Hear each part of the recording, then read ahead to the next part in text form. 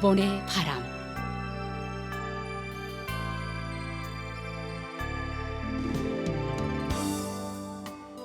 청취자 여러분 안녕하십니까? 일본 정부가 전해드리고 있는 방송 일본의 바람입니다. 저희 방송은 납치 문제를 중심으로 일본과 북조선 관련 뉴스 그리고 일본의 현재 모습과 일본 음악을 보내드리고 있습니다. 아시다시피 일본과 북조선 사이에는 일본인 납치 문제가 여전히 해결되지 않은 현안으로 남아 있습니다. 북조선에 의해 납치된 일본인 가운데 5명은 돌아왔지만 그 밖에 많은 피해자들은 생사 여부조차 모르는 채 아직까지 고향으로 돌아오지 못하고 있습니다. 일본 정부는 북조선 측에 모든 피해자들의 안전을 확보하고 그들을 즉각 귀국시킬 것을 강력히 요구하고 있습니다. 일본과 북조선은 이웃에 있음에도 불구하고 아직까지 공식적으로 외교 관계를 맺지 못하고 있습니다. 일본 정부는 불행했던 과거를 청산하고 납치 문제를 비롯한 여러 현안들을 해결해 국교 정상화를 실현시킬 방침입니다. 그래서 저희 방송에서는 일본과 북조선 사이에 가려놓여 있는 가장 중요한 과제인 일본인 납치 문제를 중심으로 다루고 있습니다. 그럼 오늘도 마지막까지 함께 해주시기 바랍니다.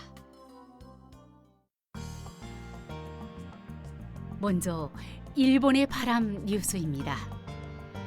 3월 4일 기시다 일본 총리는 총리관저에서 북조선에 의한 납치 피해자의 가족회와 구출회 가족 등을 면담하고 이 모임과 북조선에 납치된 일본인을 구출하기 위한 전국협의회가 결정한 향후 활동 방침을 전달받았습니다.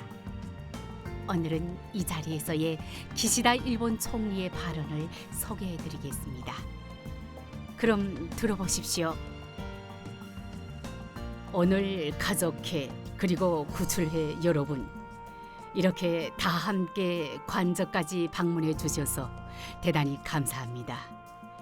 특히 먼 길을 와주신 아리모토 아키히로 씨, 그리고 작년에 몸 상태가 안 좋아지셨다는 요코타 사키에 씨께서도 이렇게 방문해 주신 것에 대해 다시 한번 감사의 말씀을 드립니다. 그리고 방금 여러분들로부터 활동 방침을 받았습니다. 활동 방침의 내용에 대해서는 깊이 새기겠습니다. 어떻게 해서든 제 손으로 직접 이 납치 문제를 해결할 것을 다시 한번 다짐하면서 한층 힘을 다해 노력하고자 합니다. 그리고 이렇게 여러분께서 다 함께 와주신 이 모습을 통해서도 여러분의 절박함을 다시 한번 강하게 느끼는 바입니다. 지금이야말로 현재의 상황을 대담하게 바꾸도록 일본의 총리 대신으로서 저 스스로가 앞장서서 범정부적으로 온 힘을 다해 노력하겠습니다. 이 결의를 다시 한번 말씀드리고 싶습니다. 일조간에 존재하는 불신을 없애고 쌍방의 밝은 미래를 그리기 위해서는 저 스스로가 주체적으로 움직여야 한다고 생각하고 있습니다. 정상 간의 관계를 구축하는 것이 중요하다고 생각합니다. 이러한 생각을 바탕으로 저는 현안 해결을 위해 김정은 위원장과의 수녀회담을 조속히 실현하기 위해 제 직속의 고위급 협의를 진행해 나가겠다고 거듭 말씀드리고 있습니다. 앞으로도 일조간의 여러 현안을 해결하고 그리고 양국이 모두 새로운 시대를 열어갈 수 있도록 이러한 관점에서의 저의 결의를 상대방에게 계속해서 전해가려고 합니다. 이번 활동 방침에 담긴 새로운 메시지에 대해서도 깊이 새기겠습니다. 저 자신 여러분의 간절한 마음, 이것을 확실히 새겨서 다시 한번 강한 각오를 다짐하는 바입니다. 이러한 마음으로 최선을 다하겠습니다. 계속해서 여러분들의 지도 잘 부탁드리겠습니다. 이상 일본의 바람 뉴스였습니다.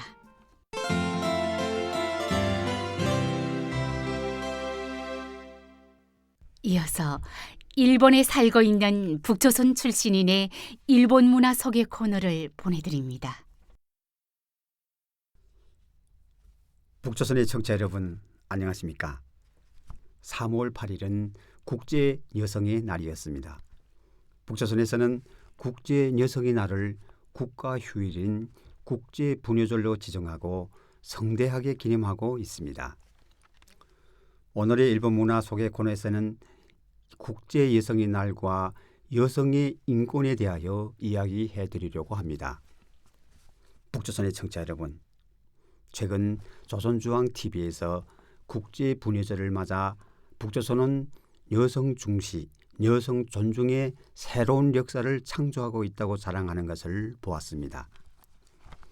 저는 북조선에 있을 때는 국제 여성의 날이 제정된 유래 등에 대해서는 알 수가 없었습니다만, 일본에서 국제 여성의 날이 제정된 유래와 여성 인권 등에 대해 알 수 있었습니다.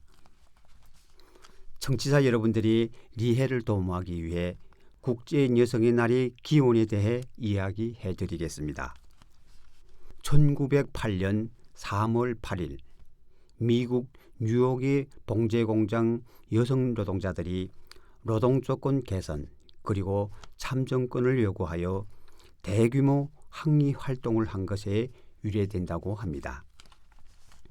1910년 덴마크 코펜하겐에서 열린 국제회의에서 이 날을 국제적인 여성의 날로 하는 제창이 있었고, 그 후 유럽 각지에서 처음으로 기념 행사가 열렸습니다. 두 차례의 세계 대전을 거쳐 여성의 권리를 요구하는 목소리가 높아졌고, 1945년에는 남녀 평등의 원칙을 확인하는 최초의 국제적인 합의가 되는 유엔 헌장이 채택되었습니다. 국제 여성의 날은 여성의 정치적 자유와 평등을 위해 행동하는 기념일로서 1975년 3월 8일 유엔에서 제창되어 1977년 유엔 총회에서 결의되었습니다. 북조선의 청취자 여러분, 일본에서는 국제 여성의 날은 공휴일은 아닙니다만 관련 행사가 전국에서 개최되고 있습니다. 매년 3월 8일에는 여성 활약 담당 대신이 국제 여성의 날에 보내는 메시지를 발행하고 있습니다만, 작년에 이어 올해도 기시다 총리 대신의 메시지와 카토 여성 활약 담당 대신의 메시지도 발표되었습니다. 기시다 총리는 비디오 메시지에서 유엔이 정한 국제 여성의 날을 축하하고, 여성 활약 남녀 공동 참가는 모든 사람들이 사는 보람을 느끼고 다양성이 존중되는 사회의 실현, 일본의 경제 사회의 지속적 발전에 있어서 필수적인 요소라고 강조하였습니다.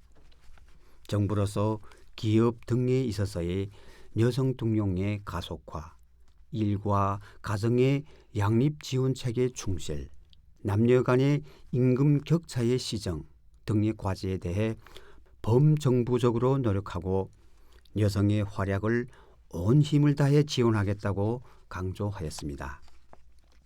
메시지 마지막 부분에서 국제 여성의 날을 맞아 내각 총리 대신으로서 일본과 세계의 모든 여성들이 활기차게 스스로가 선택한 길을 걸어갈 수 있도록 힘을 다하겠다고 강조하였습니다. 최근 일본의 방송과 신문 등에서는 여성 활약 추진법의 제정 등으로 성차별에 대한 기업들의 의식이 크게 바뀌고 있다고 소개되고 있습니다. 북조선의 청취자 여러분, 최근 저희 눈과 귀를 의심하는 놀라운 북조선 관련 뉴스를 보았습니다. 그것은 미국의 봉제 공장 여성 노동자들이 임금과 노동조건 개선을 요구하여 시위를 했던 때로부터 약 116년이 지난 2024년 1월 북조선 역사에서 처음으로 되는 외국 파견 노동자 약 2,000명이 노임 착취에 항의하는 대규모 시위가 발생하였다는 뉴스였습니다.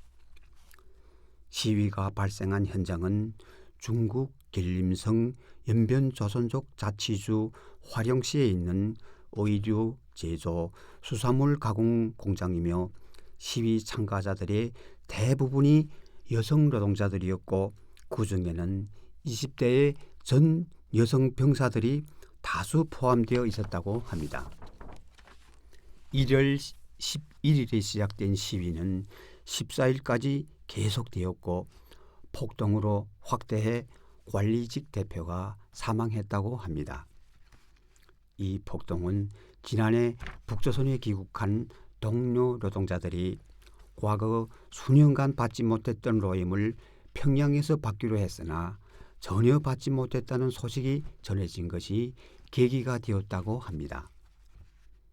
연변에 파견되는 노동자의 경우 파견한 북조선 기업이 중국의 회사로부터 노동자 1인당 월 약 2,500부터 2,800 위안을 받지만 이 중 숙박, 식비와 무역회사의 몫을 뺀 나머지 700부터 1,000 위안이 노동자에게 지급되는 것이 일반적이라고 합니다. 보도에 의하면 북조선 당국은 체납한 로임을 지불함으로써 노동자들을 일단 달래는 한편 폭동으로 주도적인 역할을 한 약 200명을 특정해 절반을 북조선으로 송환했다고 합니다. 보도의 사실관계에 대해서는 저는 확인할 수 없습니다만 수년간이나 가족을 위해 고생한 노동자들이 로임을 받는 것은 당연한 일이며 만약 정당한 로임을 받을 수 없다면 미지급 로임의 지불을 요구하는 것은 당연한 일입니다. 이전에 이 코너에서 소개한 적도 있습니다만 일본에서는 회사가 노동자들에게 로임을 지급하지 않는 것은 법률로 철저하게 금지되고 있어 회사가 파산한 경우에도 노동자에 대한 미지급 급료의 지불은 거래처 등 다른 채권자에게 지불하는 것보다 우선됩니다. 그리고 파산한 회사가 종업원의 급료에 쓸 수 있는 자산을 가지고 있지 않는 경우에도 상한은 있습니다만 정부가 미지급 로임의 최대 80%를 회사를 대신해 임금을 지불하는 제도도 있습니다. 이번에 제가 접한 이 뉴스에서는 많은 여성 노동자가 시위에 참여했다는 것입니다만 앞으로 기회를 보아 일본에서의 여성 활약에 대하여 소개하고자 합니다. 오늘의 일본 문화 소개 코너에서는 국제 여성의 날과 여성의 인권에 대하여 이야기해드렸습니다.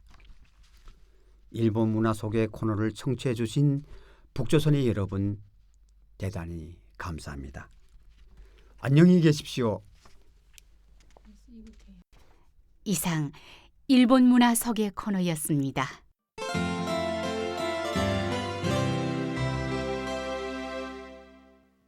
다음은 뉴스 해설입니다. 납치 문제와 북조선에 관한 뉴스를 일본의 북조선 연구의 1인자로 알려진 도쿄 국제대학 이즈미 하지메 교수의 해설로 들어보시겠습니다. 그럼 교수님 부탁드리겠습니다. 2월 25일 날부터 3월 7일까지 미국 워싱턴 DC의 가당 앞 미국의 전문가들과 전에 교황 의견 교환한 것은 좀 많이 해왔습니다. 그런데 그 가운데서 하나 큰 화제가 되었던 것은 미국의 자기 정권, 다음 정권의 대북조선 정책에 관한 그런 이야기를 많이 해왔습니다. 지금은 그 미국 대통령 선거를 좀 본다면 바이든 형 대통령 대 트럼프 전 대통령의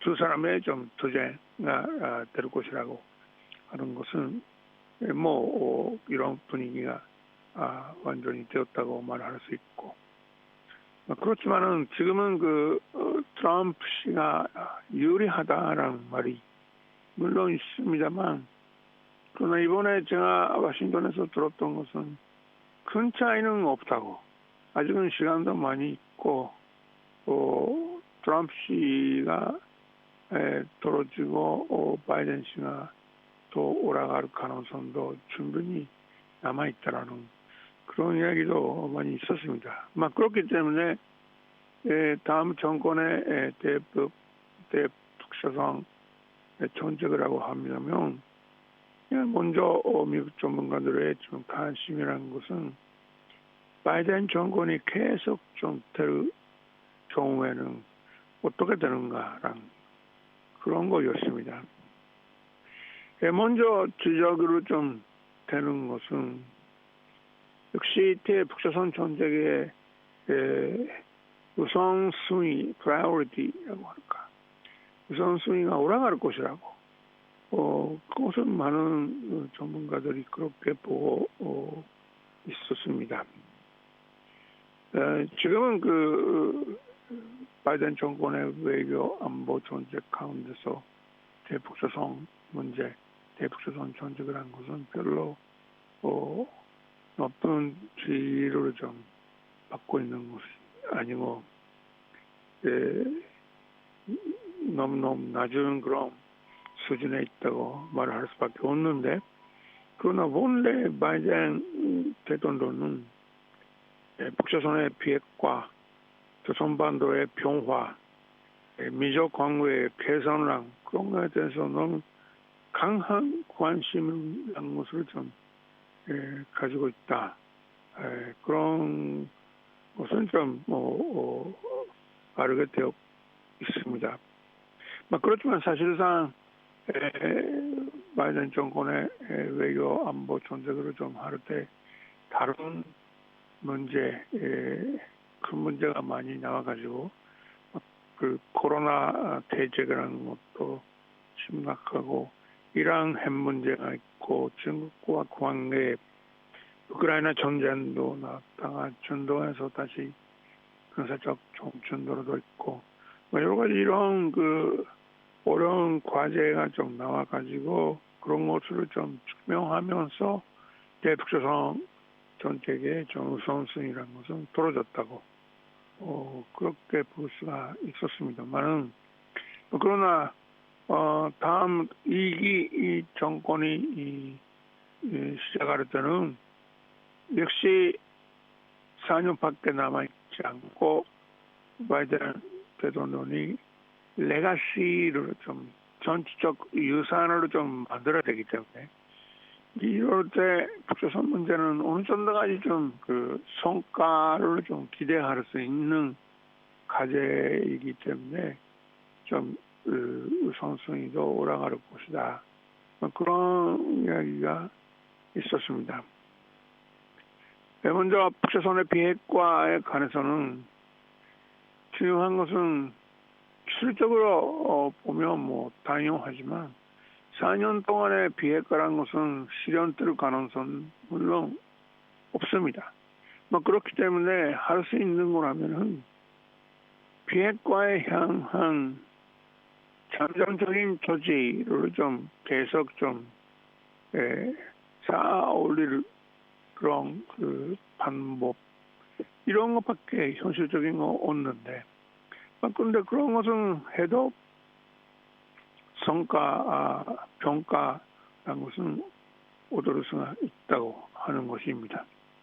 그리고 이런 비핵화에 향한 노력을 좀 하면서 동시에 조선반도의 평화라는 것은 확고하게 될 수 있도록 하는 그런 노력에 관해서도 먼저 의협 협의라는 것은 좀 삭감하는 그런 그때적인 조치라는 것도 그할 수 있다 그런 건데, 지금은 미국 쪽에 하나 큰 관심이 있는 것은 조선반도의 방어해적인 소해적인 해 바다에 좀 걱정을 좀 확정하는 문제, 아직은 그게 확정되지 않기 때문에 안보적인 그런 문제가 생기고 군사적인 좀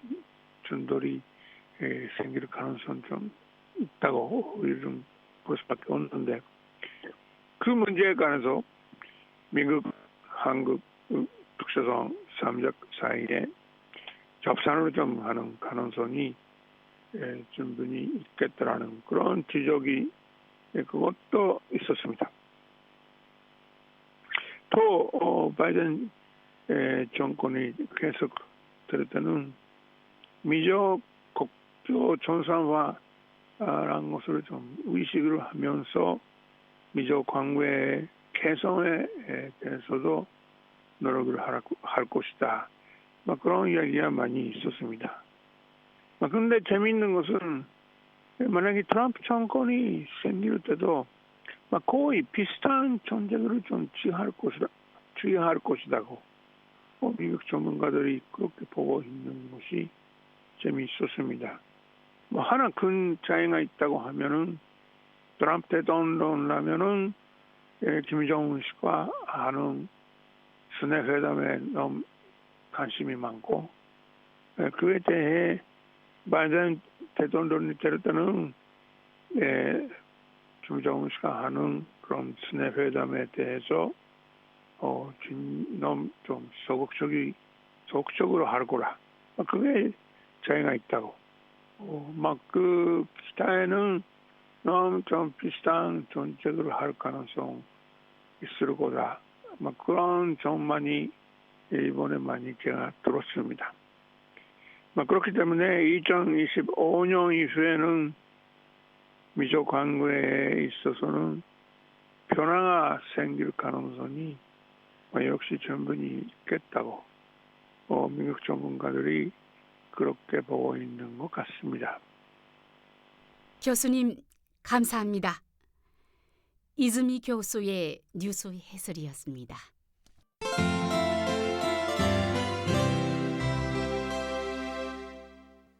다음은 이번 주의 한 곡입니다. 이번 주는 1991년의 히트곡 마키하라 노리유키의 어느 때라도를 보내드립니다. 그럼 들어보시기 바랍니다. 실제 단파 라디오 방송에서는 이 시간에 음악을 보내드리고 있으나 이 인터넷판에서는 저작권 문제로 음악 연주를 생략하겠습니다. 양해해 주시기 바랍니다. 마키하라 노리유키의 어느 때라도를 들어보셨습니다.